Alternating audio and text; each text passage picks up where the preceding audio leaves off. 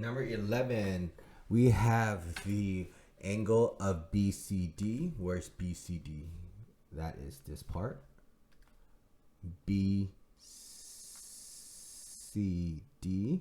So that is this angle. We can say that is 7x plus 10.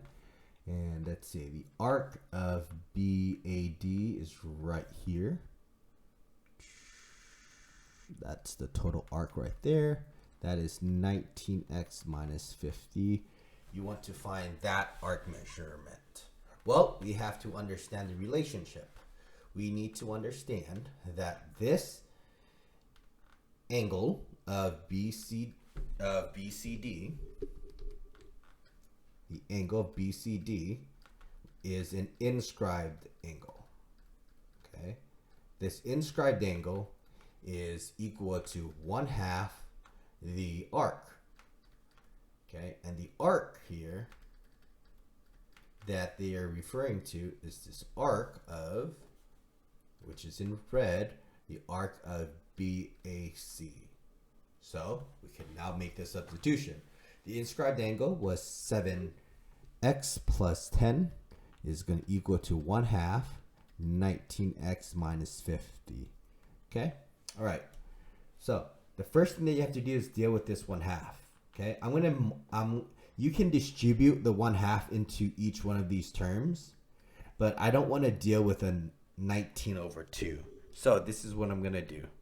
Okay, I'm going to multiply by 2. Rather than distribute, I'm going to multiply by 2. This cancels. Multiply this by 2. Okay, so this becomes a 14x plus 20 is equal to 19x minus 50. Getting rid of that 1/2 by multiplying by 2 makes things much easier. All right, subtract 14x to both sides. This does cancel, leaving you with a 20 is equal to 5x minus 50. Plus 50 to both sides. This gets you 70 is equal to 5x. Then we divide by 5 from both sides. And I think you get a 14, I believe. 70 divided by 5 is a 14. So there you go.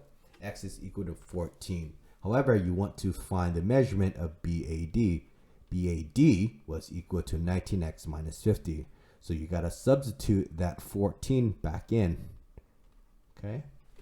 So we have 19 times 14 minus 50. This gets you 216 for the arc measurement of BAD. So there you go.